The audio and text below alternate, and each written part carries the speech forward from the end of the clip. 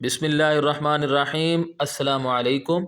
इंशाअल्लाह आज की वीडियो में मैं आपके सामने 9वीं जमात की उर्दू की नई किताब जो कि Punjab curriculum and text book board ने हाल ही में मंजूर की है और इंशाअल्लाह 2025 से पंजाब के स्कूलों में पढ़ाई जाएगी, उसके छठे सबक यानी नाम देव माली के मशक़ी सवालात के नहायत आसान जवाबात फ़राहम करूँगा।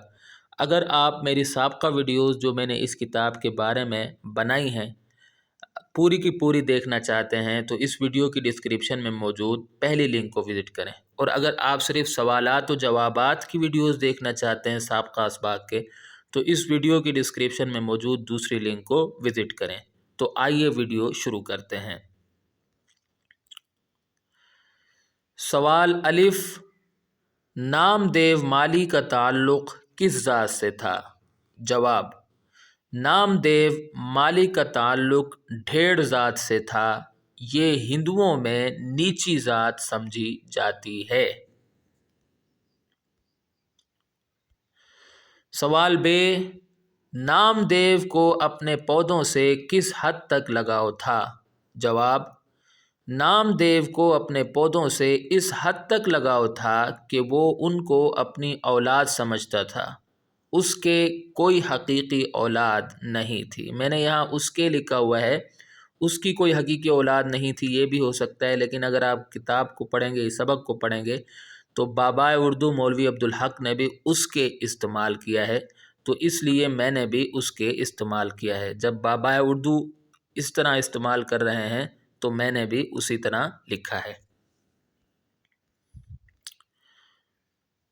सवाल जीम, नामदेव का अगर कोई पौधा बीमार पड़ जाता तो वो उसके लिए क्या क्या जतन करता था?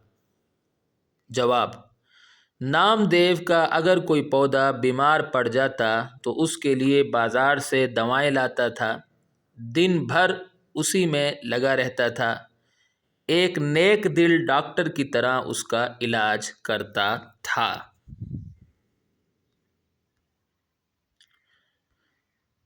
सवाल दाल, नामदेव की मौत कैसे वाक़ हुई? जवाब, नामदेव पर शहद की मक्खियाँ टूट पड़ी, उसे इतना काटा कि वो बेदम हो गया, इस तरह उसकी मौत वाक़ हो गई। सवाल है नेकी और बड़ाई का मेयार क्या है? जवाब, हर शख्स में कुदरत ने कोई ना कोई सलाहियत रखी है। नेकी और बड़ाई का मेयार ये है कि इस सलाहियत को दर्जा कमाल तक पहुंचाने की कोशिश की जाए। तो यहाँ आकर हमारी वीडियो अख्तिताम को पहुँचती है। मैं उम्मीद करता हूँ कि आपको मेरी ये वीडियो पसंद आई होगी। अगली वीडियो तक के लिए मुझे इजाज़त दें।